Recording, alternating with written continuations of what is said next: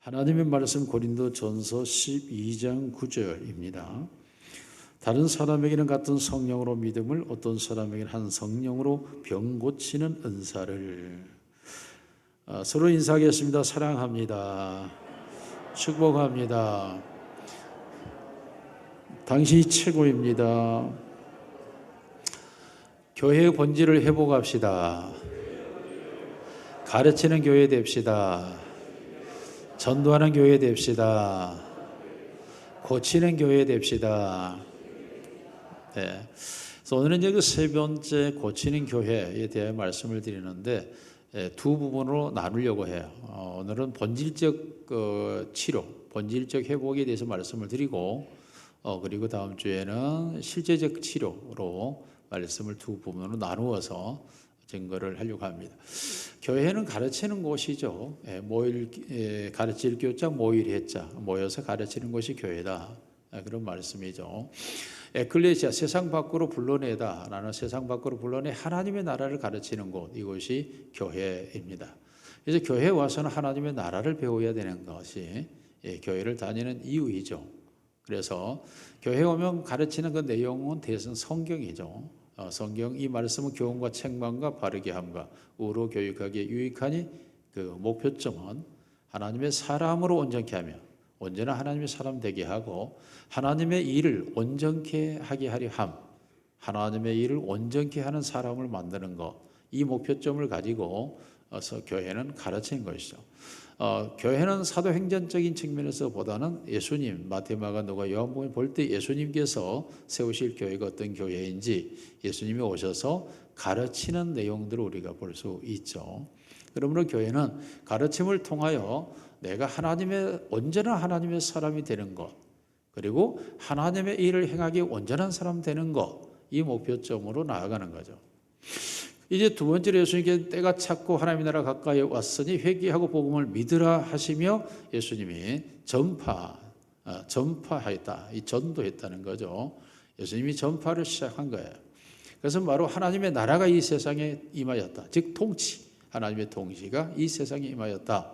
이것이 이스라엘만이 아니라 전 세계 하나님의 직접 통치가 이루어졌다. 이걸 전파하는 것, 이것이 바로 전도이죠. 그리고 예수 그리스도의 증인되는 것, 그가 하나님이 신데 이 세상에 오셨고 죽으시고 부활하고 승천하셔 다시 오실 그 주님을 전하는 것, 이게 전도죠. 그리고 또한 하나님의 말씀을 전하는 것, 이게 전도. 교회는 이 사역을 하는 거야. 그래서 세상에 있는 사람들을 세상 밖으로 끌어내어 하나님의 나라에 들어오게 하는 것이 바로 교회의 본질입니다. 오늘 세 번째로 그 교회로 들어오게 되면 교회는 예수님께서 고치시더라 그랬어요. 마태복음 4장 23절에 예수님은 고치시었다고 말씀합니다. 정말로 많은 고치심이 예수님을 통해서 일어나기 시작합니다. 그래서 교회는 고치는 거죠. 물론 인류 역사 속에도 교회는 항상 사람들을 고쳤어요. 그래서 사람들을 고쳐서 본질을 회복하고 그 사람의 본성을 되찾게 하고 그러므로 그 사람으로 하여금 이 땅에서 사람답게 살아가도록 하는 이런 과정을 가는 게 바로 교회였습니다. 우리가 인생을 살면서 느끼는 공통점이 하나가 있습니다. 인간이나 참 부족한 것이 많다. 또 참 연약하다라고 우리는 느끼게 됩니다. 아니요, 나는 완전하고 나는 강합니다 라고 말할지 모르지만 그것 또한 그렇게 실제로 그렇게 되고 싶어하는 마음일 뿐 그 자신도 한없이 부족하고 약하다는 사실을 알고 있습니다. 그러므로 안 그런 척 하려고 할 뿐, 안 그러려고 할 뿐 사실은 그도 동감하거나 공감하지 않을 수가 없습니다. 그 이유는 하나이죠. 육신입니다. 우리가 육신에 갇혀 있고 육신은 죄 아래 놓여 있기 때문이라고 성경은 말하고 있습니다. 우리의 마음은 하나님의 형상이 들어있어서 한없이 절대성을 원하고 있고 절대적인 것들을 꿈꿀 수 있어요. 그러나 육신은 그것을 행할 수 있는 능력을 제한해버리고 항상 유한한 존재 속에서 오히려 죄의 세력에 붙들려 끌려가고 있는 모습을 우리가 보게 되는 것입니다. 위대한 하나님의 사도 바울조차도 이 사실을 오호라 이 사망의 몸에서 누가 나를 건져내랴 라고 탄식할 정도로 인간은 육신에 갇혀 있는 것입니다. 이 육신의 상태를 보게 되면 로마서 7장 18절을 보면 시작, 내 속, 곧 내 육신에 선한 것이 거하지 아니하는 줄 아노니 원함은 내게 있으나 선을 행하는 것은 선한 것이 거하지 않고 원하는 것을 행할 수 없는 상태라고 고백을 하고 있습니다. 25절 같이 읽습니다. 시작, 우리 주 예수 그리스도로 말미암아 하나님께 감사하라. 그러즉 내 자신이 마음으로 하나님의 법을, 육신으로 죄의 법을 따라가고 있는 자신의 현상을 놓치지 않을 수가 없었습니다. 이와 같은 상태를 가리켜 이사야서에서는 우리의 인간의 상태를 적나라하게 진단하고 있습니다. 이사야서 1장 6절에서 8절을 같이 읽어봅니다. 시작, 발바닥에서 머리까지 성한 곳이 없이 상한 것과 터진 것과 새로 맞은 흔적뿐이거늘 그것을 짜며 싸매며 기름으로 부드럽게 함을 받지 못하였도다. 너희의 땅은 황폐하였고 너희의 성읍들은 불에 탔고 너희의 토지는 너희의 목전에서 이방인에 삼켜졌으며 이방인의 파괴된 같이 황폐하였고 딸 시온은 포도원의 망대같이 참외밭에 오두막같이 에워싸인 성읍같이 겨우 남았도다. 우리의 인체적 육신의 문제가 발바닥 머리까지 상하고 터지고 썩고 문드러진 것밖에 없고 싸매거나 기름을 바르거나 치료함을 받지 못한 상태에 놓여 있고 우리의 환경 또한 완전히 망가져버리는 현상임을 말하고 있습니다. 이러한 현상을 보다 구체적으로 말하고 있는 이사야 53장에 가서 보면 이사야 53장은 이렇게 기록합니다. 4절부터 시작, 그는 실로 우리의 질고를 지고 우리의 슬픔을 당하였거늘 우리는 생각하기를 그는 징벌을 받아 하나님께 맞으며 고난을 당한다 하였노라. 그가 찔림은 우리의 허물 때문이요 그가 상함은 우리의 죄악 때문이라. 그가 징계를 받음으로 평안을 누리고 그 채찍에 맞음으로 우리는 나음을 받았도다. 자, 여러분, 우리의 모습이 어떤 상태라고 말합니까? 그렇습니다. 허물투성이요, 그리고 질고투성이요, 그리고 죄악투성이라고 말하고 있습니다. 그러면 우리의 상태는 슬퍼할 수밖에 없는 인생살이를 살아가고 있고 징벌의 대상이라고 말하며 우리는 상처투성이고 그리고 채찍에 맞아야 되며 조롱을 당해야 되고 이런 상태에 인간의 모습이 놓여 있다라고 말하고 있습니다.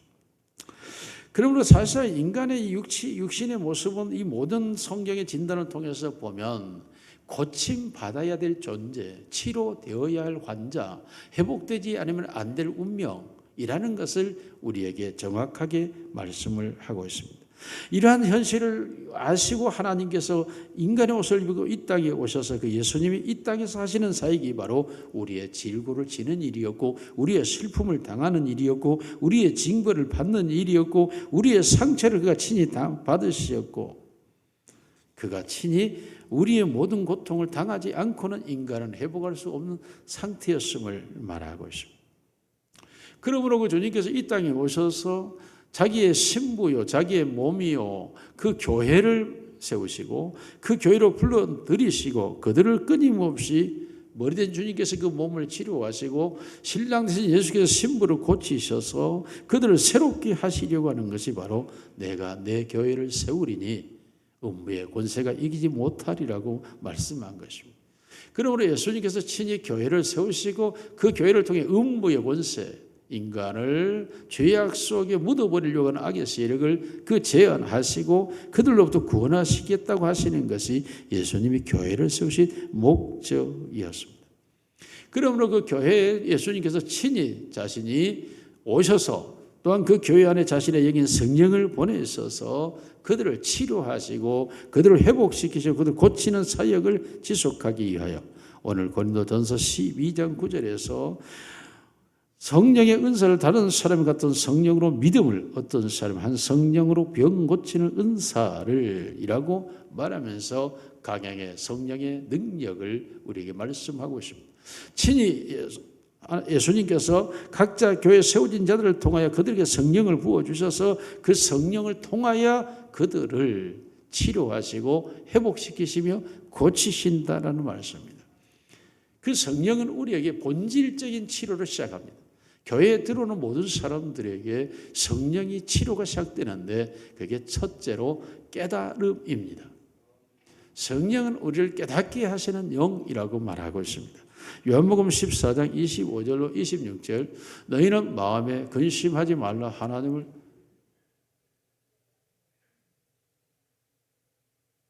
요한복음 14장 25, 26절에 시작. 내가 아직 너희와 함께 있어서 이 말을 너희에게 하였거니와 보혜사 곧 아버지께서 내 이름으로 보내실 성령 그가 너희에게 모든 것을 가르치고 내가 너에게 하는 모든 것을 생각나게 하리라.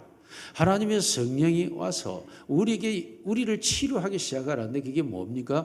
생각나게 한다는 거죠. 하나님의 말씀을 생각나게 하는 것, 하나님을 생각나게 하는 것, 하나님의 뜻을 생각나게 하는 것. 여러분이 생각나게 한다고 하는 것이 먼저 교회를 오는 모든 사람들에게 일어나는 현상이에요. 이게. 그러므로 우리가 치료되어진다고 하는 것은 바로 생각한다고 하는 것인데 이것이 우리가 물론 어떤 것들은 잊어버려야 되는 것이 은혜일 수가 있죠. 아프고 슬프고 고통스러운 기억들은 잊어져 버린 게 망각이 은혜이기도 하죠. 물론 설교자에게도 여러분이 잘 잊어버리는 게 은혜가 돼요. 설교를 꼭 기억하고 있으면 설교자가 얼마나 부담스럽겠습니까? 그러니까 항상 잊어버리는 게 설교자에게도 굉장히 은혜가 됩니다. 할렐루야. 잘 잊어버리시길 바랍니다. 우리 친구 중에 어느 목사님 사모님이 모임에서 그런 얘기를 하는 거예요. 자기 교회 목사님이 요한복음 3장인가 가지고 설교를 하고 내려오니까 권사님 한 분이 목사님에게 다가오더니 목사님이 이 본문 가지고요 3번 설교했어요. 몇 년 몇 월 며칠 언제 몇 년 몇 월 며칠 언제 이렇게 얘기를 하더라는 거야. 그러니까 목사님이 얼굴이 벌개졌죠. 사모님이 가만히 보다가 이게 난처하다 싶더래요. 그래서 사모님이 그 권사님에게 이랬대요. 권사님, 목사님이 3번이나 했잖아요. 그 본문에 보면 너의 전 재산을 팔아 가난한 자들에게 주어라. 권사님이 그걸 안 하니까 목사님이 3번 한 거예요. 4번 안 하게 하려면 그거 다 팔아서 전 재산 팔아 줘버려요. 그럼 목사님 다시 설교 안 합니다. 그래서 위기를 모면했다 그래요. 우리 교인들은 전혀 기록하는 사람이 없죠. 네, 감사해요. 어찌됐든 잊어버린다고 하는 것이 하나의 은혜일 수도 있죠. 그러나 생각나야 할 것은 생각나야 되죠. 우리가 기억해야 될 것은 기억해야 될 줄로 믿습니다. 하나님의 은혜를 기억해야 되죠. 하나님의 사랑도 생각나야 되고 하나님의 말씀도 늘 생각나야 돼요.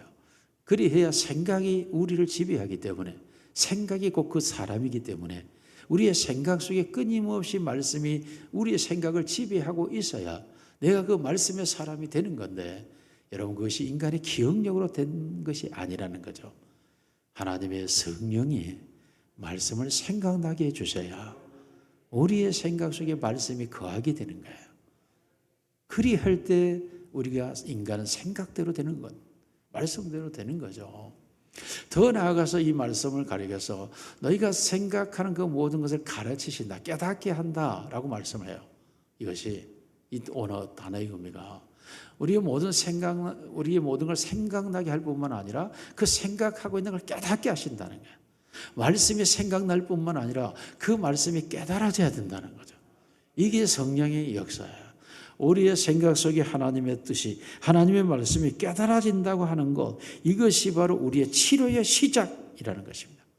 우리가 하나님의 뜻대로만 그것을 깨달을 수 있다면, 하나님의 뜻대로만 내가 알 수 있다면 얼마나 우리 인생에 실패하지 않고 실수하지 않고 살아갈 수가 있겠습니까? 하나님의 뜻이라는 사실을 우리가 알 수 없기 때문에 우리가 방탕하게 되고 헤매게 되고 그리고 어리석어지고 우매해지는 것이죠. 그러므로 이것을 깨닫는다고 하는 건 대단히 중요해요.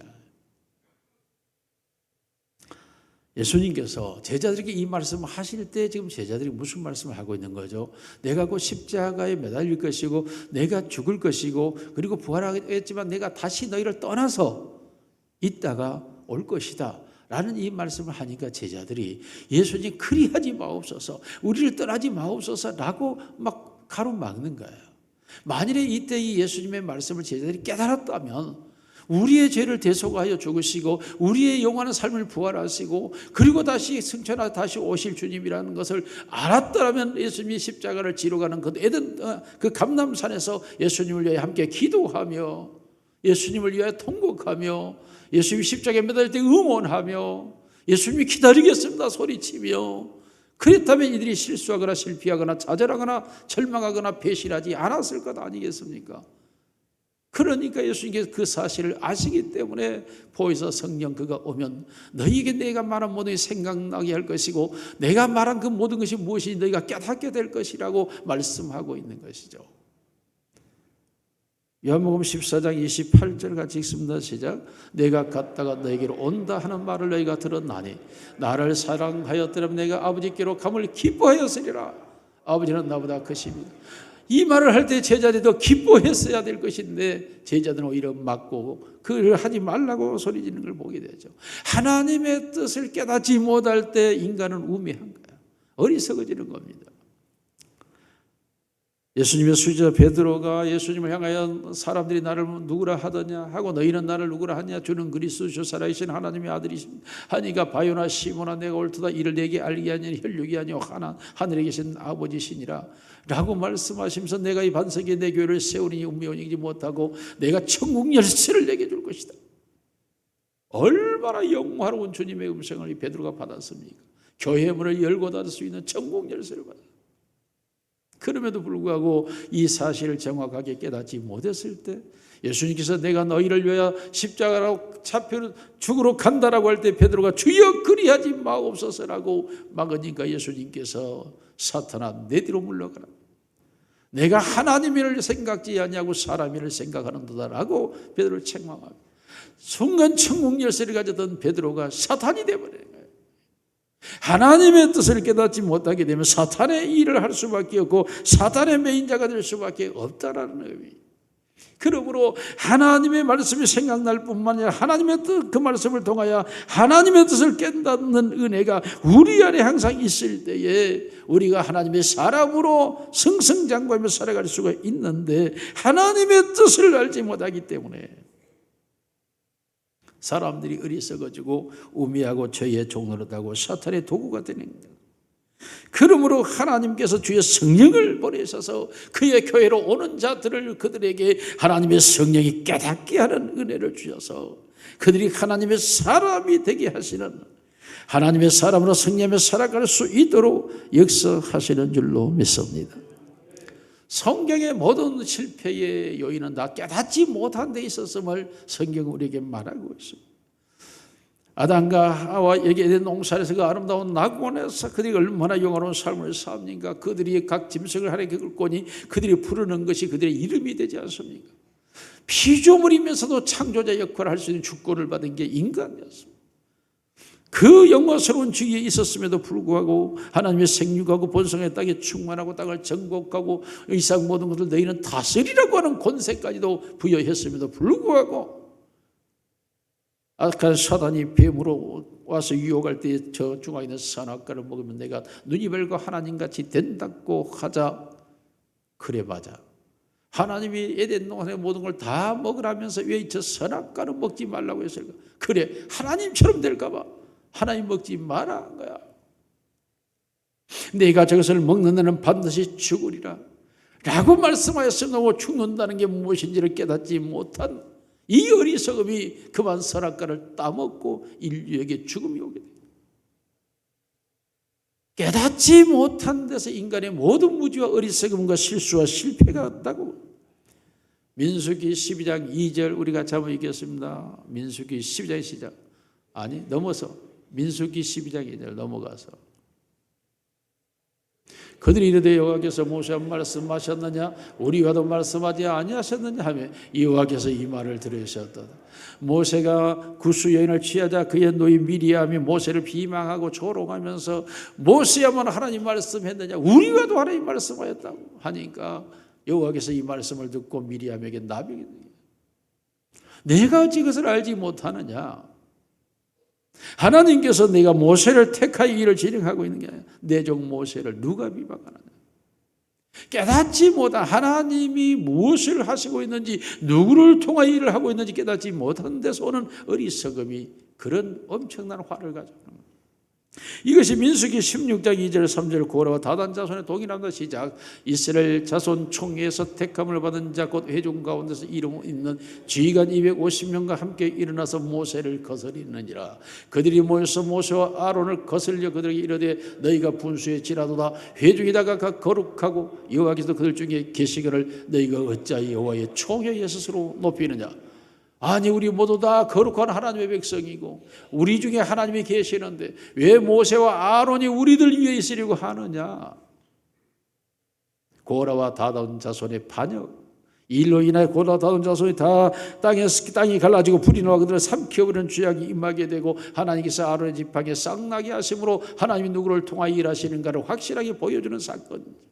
하나님의 뜻을 깨닫지 못한 데서 오는 우리의 어리석음과 우매와 실수와 실패가 다 하나님의 뜻을 깨닫지 못한 데서 오는 것을 보입니다. 반면에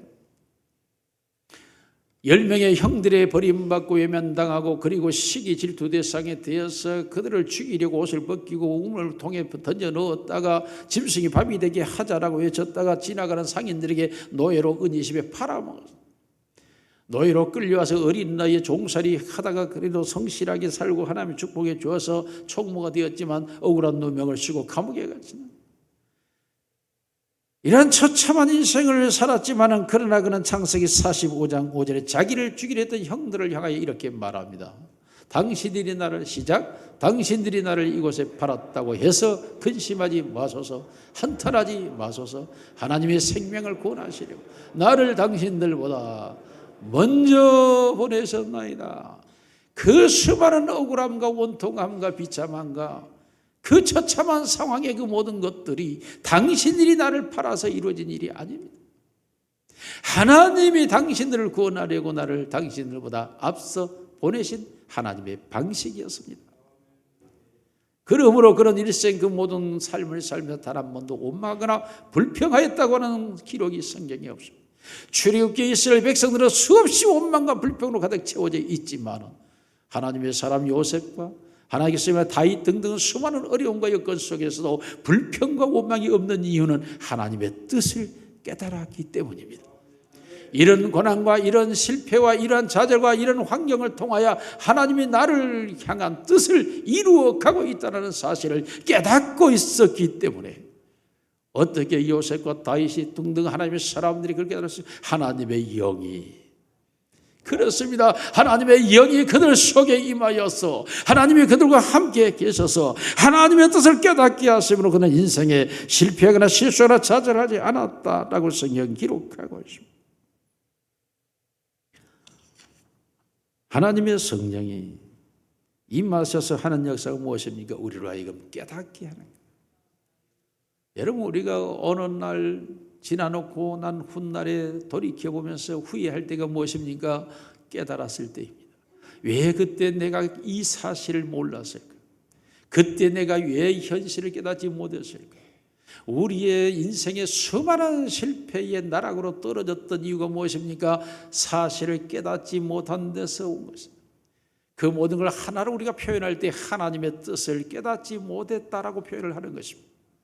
하나님의 계획과 섭리와 하나님의 뜻과 목적과 하나님의 행하시고자 하는 그 모든 일에 대하여 우리가 깨닫지 못한 데서 오는 우리의 실수와 허물이 우리의 인생의 실패였고 우리의 인생의 좌절과 절망과 고통을 가져온 것들이었습니다. 우리 모두에게 교회로 오게 되면 하나님의 성령이 우리에게 임재하셔서 역사하여 우리를 치료하시는데 하나님의 뜻을 깨닫게 하시는 줄로 믿습니다. 그래, 내가 그 모든 고난과 이기와 험난한 억울함과 그리고 수많은 속임과 배신과 그러한 고통을 당해있던 이유가 나를 하나님이 교회로 부르시기 위함이었구나. 교회에 오는 수많은 사람들의 간증과 고백입니다. 왜 내가 세상에서 그러한 어려움과 고난을 당하였는가? 하나님이 나를 부르는 음성, 하나님이 나를 찾는 손짓이었다는 사실을 우리가 알게 되는 것입니다. 그러므로 지난날에 그 모든 일이 억울했고 원망스러웠고 불평했고 불만했던 그 모든 일들이 하나님의 뜻을 깨닫는 순간 감사로 바뀌어지는 것입니다. 하나님의 은혜로 생각나게 되는 줄로 믿습니다. 그래, 그러한 일들의 그런 모든 과정이 바로 하나님이 나를 찾기 위한 하나님의 방법이었다는 사실을 알게 되는 것이죠. 그러므로 교회에 오면 가장 먼저 하나님의 성령이 우리 안에 임재하셔서 우리에게 깨닫는 은혜를 주시는 줄로 믿습니다. 두 번째로 하나님의 성령은 우리를 고치시는데 무엇을 고칩니까? 연약함을 고쳐주시는 것입니다. 로마서 8장 26절 말씀을 같이 읽습니다. 시작. 이와 같이 성령도 우리의 연약함을 도우시나니 우리는 마땅히 기도할 바를 알지 못하나 오직 성령이 말하시는 탄식으로 우리를 위하여 친히 간구하시느니라. 여러분, 인생에는 가장 필요한 게 돕는 자가 필요합니다. 심지어 하나님께서는 남자가 홀로 독처하는 것이 좋지 않게 보여 그를 돕는 배필을 지었는데 그가 바로 하와였다라고 말하고 있습니다. 그러므로 사실은 남녀가 서로 부부가 되어 살아갈 때 서로가 돕는 자로서 존재함으로 필요를 채워줌으로 완벽한 인생으로 살아갈 수 있다라고 성경은 말합니다. 이러한 연약함을 우리가 가지고 있음에도 불구하고 죄로 인하여 다시 연약함에 빠져버린 인간에게는 절대적 도움이 필요한 존재가 되고 말았습니다. 이 연약함을 보완해야 할 자가 필요한 것입니다. 아니, 연약함을 채워야 할 어떤 힘이 필요한 것입니다. 그런데 인간의 연약함이 무엇입니까? 바로 자신이 무엇이 필요한지를 모른다는 것입니다. 내게 어떤 것이 있어야 할지를 모른다는 것입니다. 내가 지금 어떤 것이 내게 가장 존재해야 되는 것인지 우리가 알 수가 없습니다. 내가 무엇을 고침받아야 하는지조차도 우리는 알지 못하고 살아간다는 것입니다. 그러므로 사람들은 각자 자신이 슈퍼맨이 되려고 하지만은 그러나 슈퍼맨으로서 자신이 이루어질 수 없다는 사실도 너무나 잘 알게 됩니다. 그러므로 우리 스스로가 살아가면서 내가 너무나 부족하고 너무나 연약하고 너무나 어떤 것들에 있어서 내가 필요한 것들을 알지 못하지 살아가고 있는 자신이 엉망진창이 되어버린 인생으로 살아가게 됩니다. 그런데 하나님의 성령이 그에게 임하게 되면 그의 연약함을 깨닫게 하고 그 연약함을 통해 무엇이 필요한지를 알게 되고 무엇을 찾게 하는지를 도와주고 그러므로 내게 있어야 할 것들을 그의 성령이 알게 하신다는 것입니다. 그러므로 우리 스스로가 연약한 것을 알지 못할 뿐만 아니라 연약함을 보완하기 위해 무엇이 필요한지 구할 줄도 모르기 때문에 하나님의 성령이 친히 우리의 연약함을 이유하여 하나님께 구하게 되는 줄로 믿습니다. 내 연약함을 돕는 자가 바로 하나님의 성령이라고 말하고 있습니다. 여러분, 실질적으로 이러한 상황을 우리가 보게 된다면 운동선수가 계속된 경기로 인해서 고도의 피로가 누적되어져서 근육이 곧 찢어질 위기에 있음에도 불구하고 그것을 알지 못하고 축구장에서 달리다가 그만 그 근육이 찢어져서 한 달 혹은 6개월을 병상에 누워버린 상황들을 우리는 보게 됩니다. 끊임없이 육체의 관리를 받고 있음에도 불구하고 그의 근육이 어떤 상태가 위기에 있음에도 불구하고 그것을 알지 못하고 사용하다가 고장나는 경우들입니다. 인체의 간이 이제는 해독 능력이 거의 상실되고 한계에 이르렀음에도 불구하고 한 번만 더 하다가 독주를 마셔서 그 독주로 인하여 그것이 그 간에 치명상을 일으켜서 간암이 되고 간경화가 되는데도 불구하고 그것을 알지 못할 때 독주를 마시는 사람도 있습니다. 여러분, 인간의 뇌 속에 혈관이 한계에 미쳤고 모든 것이 곧 터져버릴 위기에 있음에도 불구하고 인간은 그 사실을 자각하지를 못합니다. 그럼에도 불구하고 분노하고 그 또 자기도 모르게 욕심을 부리다가 그만 혈압이 터져서 결국은 뇌출혈 혹은 뇌경색 등으로 인하여서 인체가 반신불수가 되고 고통하게 되는 것을 보게 됩니다. 어떤 사람들은 이 사업을 행하였다가는 인생이 완전 쪽박 찰 것 같은에도 불구하고 알지 못한 채 그 사업에 올인했다가 인생 전체가 송두리째 망가져버린 사람도 존재합니다. 내일의 주식이 내려갈지 알지 못하면서 오늘 주식을 투자하여 주식의 손실을 통해 고통하는 사람들도 있습니다. 다시 말하면 우리는 삶을 살아가면서 지금의 내 상태를 알지 못할 뿐만 아니라 내 형편을 정확히 진단하지도 못하고 내가 무엇을 치료받아야 될지 무엇을 고침받아야 될지 무엇이 내게 필요한지조차도 모른 채 살아가고 있는 것이 우리의 모습이고 우리의 삶이라고 하는 것입니다. 그러므로 사실상 우리 인간이 하나님께 기도한다고 엎드려도 내가 무엇을 지금 구해야 할지, 무엇이 내게 가장 있어야 할 것인지조차도 모르는 무지함이 인간의 연약함이라는 것이죠. 놀랍게도 우리가 교회를 오게 되면 우리의 연약함을 하나님의 성령이 깨닫게 해주시어 그때부터 연약함을 그 성령께서 다 친히 하나님께 간구하여 우리의 연약함을 보완하고 우리의 연약함이 있어야 될 걸 다 채워주심으로 우리의 연약함 속으로 벗어날 수 있도록 하나님의 성령이 역사하시는데 말로 다 할 수 없도록, 여러분 그것은 바로 제가 간증입니다.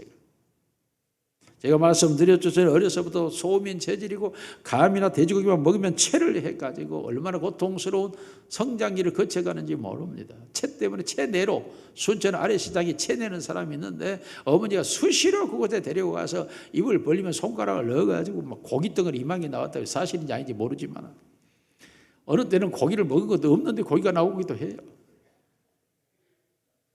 그러나 어찌됐든 그렇게 하고 나면 속은 시원해요. 속은. 더군다나 밀가루가 얼마나 내 몸에 안 맞는데 당시 파고다빵이 얼마나 맛있으니까 파고다빵 하죠. 찐빵, 붕어빵 하죠. 얼마나 먹어도 됩니까? 그러니까 이가 견디지는 못해요. 거기에다가 생감 먹죠. 막 하니까. 그러나 제가 목회자로 들었으면서 하나님, 이런 몸으로 제가 어떻게 목회해야 합니까?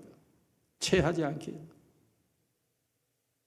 얼마나 하나님께 기도하였더니 하나님께서 지금까지 지금 40년인가 30년 체를 해본 적이 없어요. 그러다가 이번에 한 번 혼났어요. 이번에 대신방 할 때 정심때 종원식 식당에 소고기를 어마어마하게 먹었어요. 2시부터 신방이 있는데 이게 주의했어야 되는데 2시부터 잔뜩 신경 쓰면서 6시까지 신방을 하고 났더니 온몸이 그냥 아주 아웃이 돼버려요. 설교 준비도 못하고 어제 그 주일날 새벽에 설교 준비해서 지난 주일 설교를 할 정도예요. 온몸에 막 힘이 없는 거야. 도대체 뭐가 하고 해봤더니 세상에 소고기 먹기에 체를 한 거야. 소화가 안 되는 거야. 소화가 안 되면 냄새가 나잖아. 얼마나 신경을 많이 쓰면 위가 작동이 멈추는데 그걸 모르고 처음으로 체를 했다가 아니라 위장이 약간 고장이 난 것 같아. 처음으로 한번 고생을 해요. 그러나 하나님께서 40년 동안 저를 체하지 않게 역사하셔서 깨닫게 하셔서 그뿐만이 아니에요. 수많은 일들 속에 하나님께서 그때마다 내 연약함을 도우시고 그 연약함의 피로를 채우시고 그 연약함을 고쳐주시고 할렐루야. 그래서 여러분 제가 슈퍼맨처럼 달 뛰어다니는 것 같아도 하나님이 그때 다 피로를 채워주셔서 오늘까지 일하는 줄로 믿습니다. 우리 목사님들도 나처럼 돼야 된다고 다들 그러는데 나처럼 되면 안 돼요. 사실은 이게 성령의 도우심만 빼고는 나처럼 되면 안 돼요. 그런데 이번에도 우리 동기들, 광주신학 지린 동기들이 42년째 모이는 친구들인데 이 목사처럼 되기 위해서 어떻게 해야 되느냐 하고 나한테 묻는 거야. 왜냐하면 나이가 지금 다들 되니까 이 나이들이 돼가지고 나하고 같이 가기가 좀 싫어요. 할아버지들 그때 다.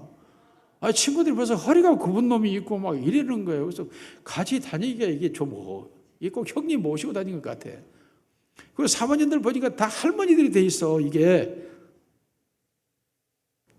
왜 이러냐 좀 내가 왜. 하나님의 성령이 우리의 연약함을 다 아시고 연약함을 도와주셔야 우리의 필요가 채워지고 있어야 할 것들이 있어지고 문제가 해결되고 할렐루야. 그래서 성령이 우리의 연약함을 도와주셔요.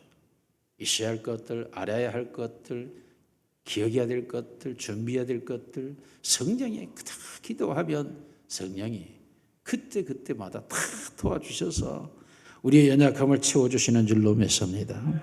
사도 바울이 쏘는 병과 같은 연약함을 가지고 있었죠. 그로 인하여 그 연약함 때문에 하나님께 기도합니다. 그런데 하나님께 그 연약이 무엇이라고 말씀합니까? 고린도서 12장 9절 같이 읽습니다. 시작. 나에게 이르시기를 내 은혜가 내게 족하도다. 이는 내 능력이 약한 데서 온전하여짐이라 하신지라. 그러므로 도리어 크게 기뻐함으로 나의 여러 약한 것들에 대해 자랑하리니 이는 그리스도의 능력이 내게 머물게 하리 함이라. 할렐루야.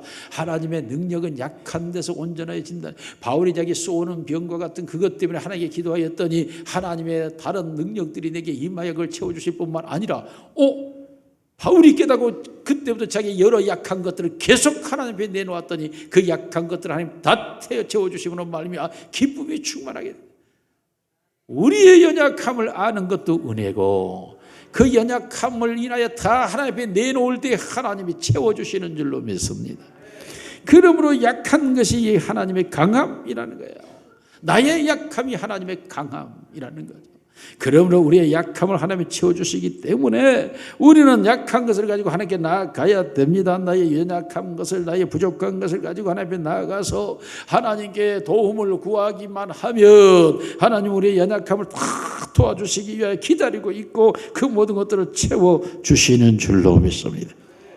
그러므로 약한 것이 있음을 감사해야 돼요. 나의 약함이 나의 쓴뿌리가 되는 원인이 되지 않습니다.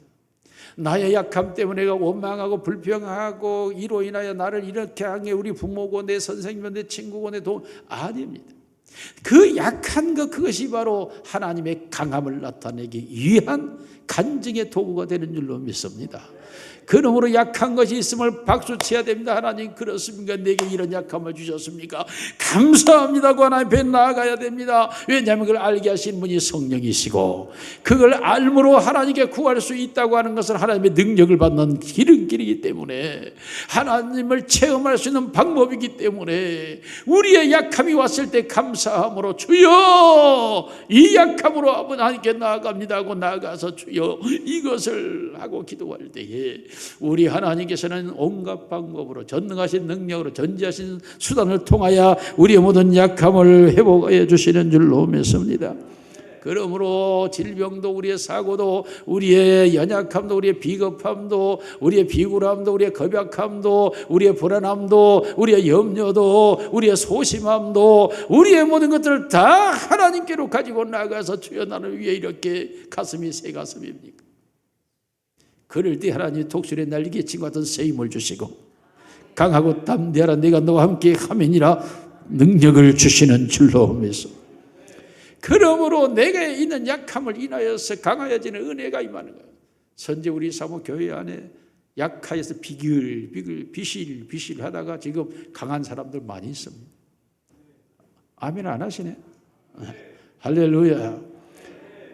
약함을 아는 게 은혜였고 그 약함을 통하여 하나님이 나타나시는 강한 하나님이 누구신지를 보여주시는 거죠.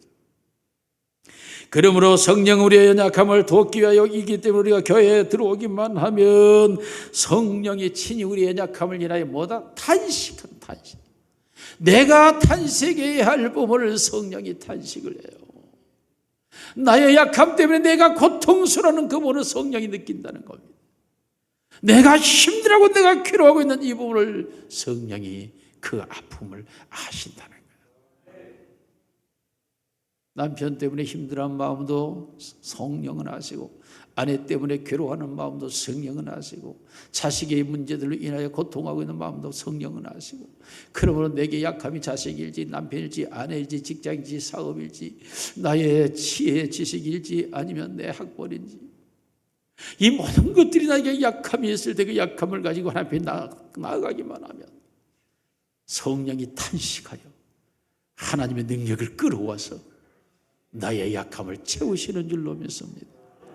그러므로 교회라고 하는 것은 치료하는 것입니다. 우리의 약함을 치료하게 해요. 어느 정도로 하나님이 시기게 하기까지. 야고보서 4장 5절 말씀 같이 봅니다. 시작. 우리 속에 거하게 하신 성령이 시기하기까지 사모하신 말씀을 헛된 일로 생각하느냐. 우리가 하나님의 사람답게 되어지지 못한 것을 세상을 향하여 성령이 시기하여 우리로 하여금 그렇게 되게 만들어버린다는 거예요. 우리를 사랑하는 그 사랑이 시기하기까지 우리를 삼켜버리는 하나님의 사랑이라고 성경은 말해요. 그러므로 우리의 약함을 하나님이 도저히 그냥 볼 수가 없고 하나님의 성령이 우리 약한 상태로 우리를 내버려 둘 수가 없고 하나님의 사랑이 우리를 그렇게 저질로 팽개쳐버릴 수가 없는 그 시기가 일어나서 우리로 하여금 그렇게 우리를 버려둘 수 없다라고 하나님께서 성령이 탄식함으로 하나님의 강구하니 하나님이 그것을 우리에게 보내셔서 우리의 약함을 해결하고 회복할 역사가 일어나는 줄로 믿습니다. 그러므로 우리의 약함이 우리의 자랑이 되는 거예요. 우리의 약함이 결과적으로 나의 기쁨이 되는 겁니다. 이게 하나님의 교회가 하는, 살아계신 하나님이 걸어다니신 주님께서 그의 영이신 성령이 생명들을 교회로 불러 모으신 이유가 그의 연약함을 치료하여 강하게 하기 위함인 줄로 믿습니다. 사랑하는 성도 여러분, 우리 모두가 금년 한 해 치료되기를 주의 이름으로 축원합니다. 하나님의 성령이 우리에게 하나님의 뜻을 깨닫게 되는 역사가 있기를 주의 이름으로 축원합니다. 나의 모든 삶의 현장과 상황이 다 하나님의 뜻대로 되어져 가고 있음을 보는 눈이 열리기를 주의 이름으로 축원합니다. 그리고 나의 부족과 연약함을 채우시는 성령께서 친히 하나님께 기도하고 간구함으로 나의 연약함을 치료하여 회복해 주실 줄로 믿습니다. 그러므로 금년 한 해 여러분, 하나님의 뜻을 깨닫는 능력과 그리고 연약함이 채워지는 하나님의 능력이 우리를 치료하는 은혜로 임하시기를 주님의 이름으로 축원합니다. 살아계신 우리 아버지 하나님 감사합니다. 우리를 고치시니 감사합니다. 발끝부터 머리끝까지 상하고 문드러지고 썩고 부패하여 하나도 쓸모없는 우리의 모습이지만 이 모습을 위하여 주님이 친히 우리의 질고를 지고 우리의 슬픔을 당하고 우리의 고통을 인하여 우리의 죄악을 인하여 징벌을 받고 우리를 회복하여 주시는 주님의 은혜를 진심으로 감사를 드립니다. 원하기는 하나님의 성령이여 이 시간 우리 가운데 임재하시고 우리 안에 역사하여 주시옵소서. 하나님의 말씀이 생각나는 인생이 되게 하옵시고 하나님의 뜻이 깨달아지는 삶이 되게 하옵소서. 모든 일에 하나님의 뜻을 발견하고 그 뜻대로 걸어가는 우리의 모습 되게 하옵소서. 사랑의 우리 아버지 하나님, 우리의 연약함을 우리도 알지 못하지만 하나님의 성령께서 친히 우리의 연약함을 아시고 우리의 연약함을 위하여 친히 간구하여 주시옵소서. 하나님의 능력으로 채워지게 하옵소서. 원합니다. 지금 나의 연약함이 무엇인지 어떤 것인지 이 시간 보게 하시고 알게 하여 주시기를 원합니다. 주여, 이 연약함을 강함으로 채우시옵소서. 필요로 채우시옵소서. 있어야 할 것으로 채우시옵소서. 아버지는 무지를 지혜로 바꿔주시기를 원합니다. 우리 아버지 안에 우리의 적음을 크게 하시고 우리의 어리석음을 지혜롭게 하시며 우리의 부족함을 충만으로 채워주시기를 원합니다. 없습니까? 있게 하여 주시옵소서. 비어 있습니까? 채워주시옵소서. 모릅니까? 알게 하여 주시옵소서. 아버지 하나님이여, 2020년 삶의 현장에 하나님의 치료하심이 임하게 하여 주시옵소서. 우리의 모든 삶의 연약함들이 풍족함으로 부요함으로 채워지게 하옵소서. 우리 주님께서 친히 성전에 오셔서 이곳을 거니시기를 원합니다. 우리 한 사람 한 사람을 터치하여 주시기를 원합니다. 안수하옵소서. 어루만져 주시옵소서. 그러므로 회복되어지게 하옵소서. 주의 능력으로 되기를 원합니다. 주의 권능으로 되기를 원합니다. 주의 복으로 이루어지게 하옵소서. 우리 주 예수 그리스도 이름으로 기도드리옵나이다. 아멘.